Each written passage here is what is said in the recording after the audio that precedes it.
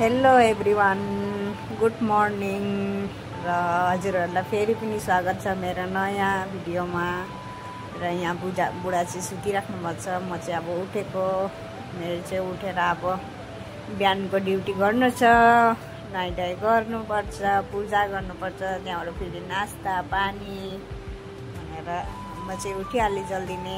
र उठेर अब घर साफसफाइ पनि त गर्नु पर्यो नि त भनेर चाहिँ म यहाँ झाडु मार्दैछु। नुहाइधुवाइ त गरिसकेँ, नुहाइधुवाइ गरिसकेर अब झाडु मार्दैछु। झाडु मारेर पूजा गर्छु, पूजा गरिसकेर नास्तातिर लाग्नुपर्छ फेरि।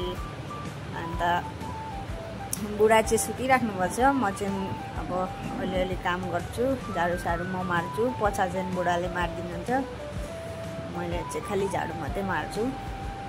र म चाहिँ यहाँ झाडु मार्दैछु फटाफट। अब झाडु मारिसकेर पूजा गरेर नास्ता पनि त बनाउनु छ मलाई भनेर चाहिँ यहाँ म जल्दी झाडु मार्दैछु। र गाउँतिर त अहिले खेती पनि सुरु भयो होला है, कता त हामीहरूको गाउँतिर त खेती पनि सुरु हुन थाल्यो भनेर सुनेको थियो। घरमा फोन गर्दाखेरि भन्नुहुँदै थियो खेती पनि सुरु भयो भनेर। र यहाँ म चाहिँ आज पुरी खाने भनेर चाहिँ पुरी बनाउँदैछु। गरम त त्यति साह्रो घाम त लागेको छैन, भए पनि भित्र अलिक कस्तो गरम छ हौ, घाम नलाग्दा पनि अलिक कति गरम छ। अब किचनमा काम गऱ्यो भने त झन् बेसी गरम लाग्छ भनेर यहाँ म चाहिँ फटाफट बनाउँदैछु पुरी। आज चाहिँ पुरी खानु मन लागेको थियो, त्यही भएर चाहिँ पुरी बनाएको। र म जल्दी बनाउँछु, त्यहाँबाट खानुपर्छ। यहाँ मेरो बनाउँदैछु रोटी पुरी चाहिँ एकदम भक्कै फुलेको छ के। त्यस्तो फुलेको रोटी चाहिँ खानु मजै लाग्छ है।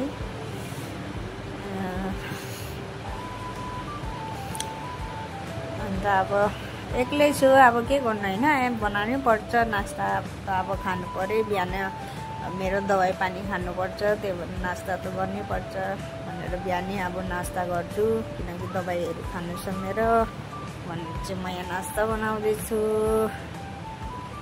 अनि यहाँ पुरी पनि लगभग बनिसक्नु आँट्यो मेरो।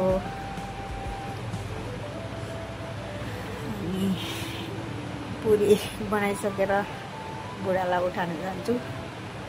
आज त सन्डे हो, छुट्टी छ, छुट्टी भए पनि डेरीसम्म सुत्नुहुन्छ, रातभरि सुत्नुहुन्न नि त, रातभरि बिहानखेरि मजाले सुतिराख्नुहुन्छ भनेर म चाहिँ यहाँ उठाउन आएको।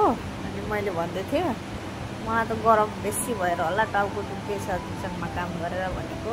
यहाँ निन्द्रामा नै टाउको दबाई दिनुहुँदैछ मेरो। आँखा पनि बन्छ मेरो, टाउको चिचिदिएको अरे टाउको दुख्यो भनेर। बुढा चाहिँ पुरा निन्द्रामै टाउको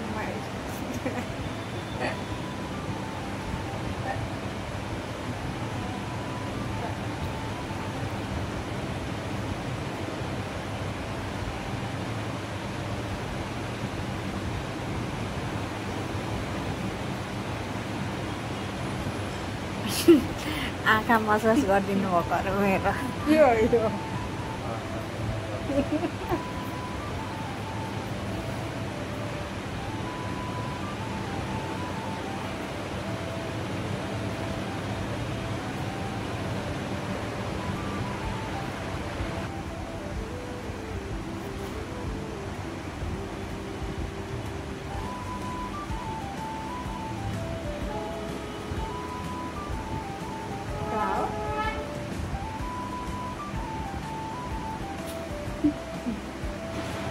र यहाँ उठिसक्नुभयो, उठेर चाहिँ हामीहरू नास्ता गर्नु लागेको। अब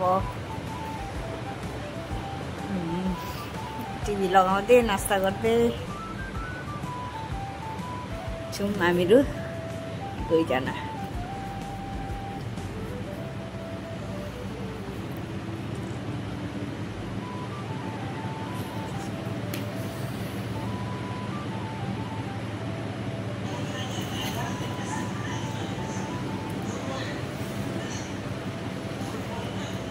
चाहिँ यहाँ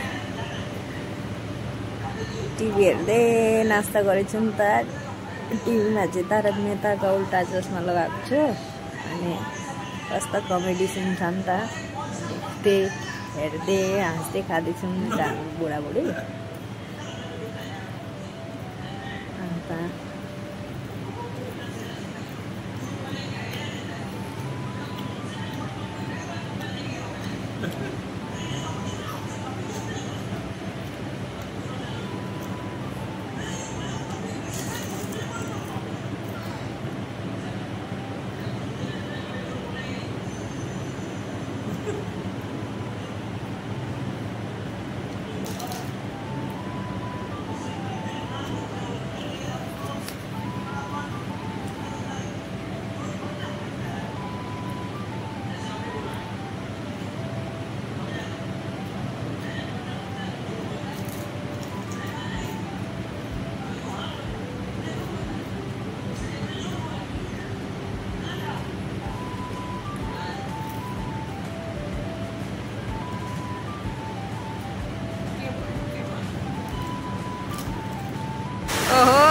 यहाँ चाहिँ आज चाहिँ कता दिल्लीमा पानी आएको होला।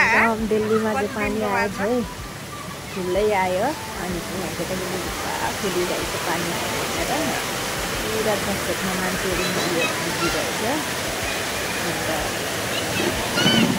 बहुत दिनमा पानी आएको नि त्यो दिल्लीमा, पुरा ठन्डा भएको छ मौसम पनि, राम्रो लागेको छ अहिले चाहिँ पानी परेर।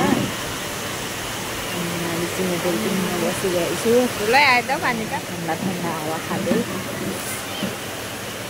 आज चाहिँ थाहा छैन कताबाट अगाडि पानी परेको, पुरा बछिटा हान्ने छ। अन्त यहाँ केटाकेटीहरू मजाले खेल्दैछ पानीमा, कस्तो रमाइलो खेलेको लागिरहेको। अन्त के गर्नु अब बित्नु भएन होइन,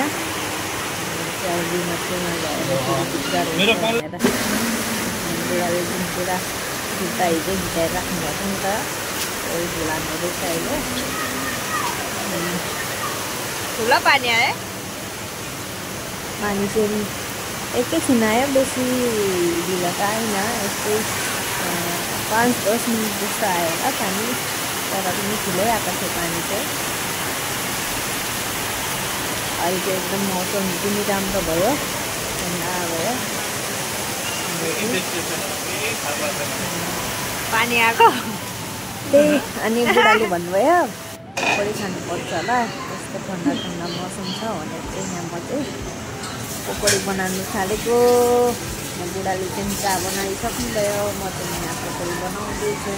अब बुढाबुढी बसेर एकदम बाहिर बेलकुनीमा बसेर पानी पर्दैछ नि त, त्यही भएर चाहिँ पकौडी खानु कस्तो मजा आउँछ पानी परेको बेलामा भनेर चाहिँ हामीले यहाँ दुईजना बनाउनु थालेको। बसेर मजाले पकौडी खाने भनेर चाहिँ हामीले बनाउँदैछौँ। यहाँ पकौडी पनि रेडी भइसक्यो हामीहरू दुईजनाको, र खानातिर लाग्ने हो भनेर चाहिँ यहाँ पकौडी पनि पाकिसकेको थियो, पानी पनि रखिसकेको थियो। अन्त पानी रखे पनि केही छैन, अब ठन्डा ठन्डा मौसम छ भनेर हामीले खाँदैछौँ बेलकुनीमा बसेर बुढाबुढी।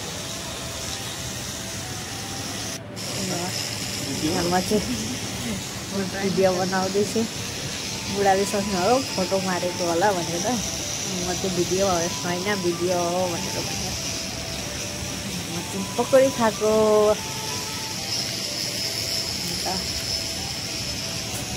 पानी परेको बेलामा चाहिँ पकौडी खानु मजै लाग्छ है, कसलाई मनपर्छ पानी परेको बेलामा पकौडी खानु।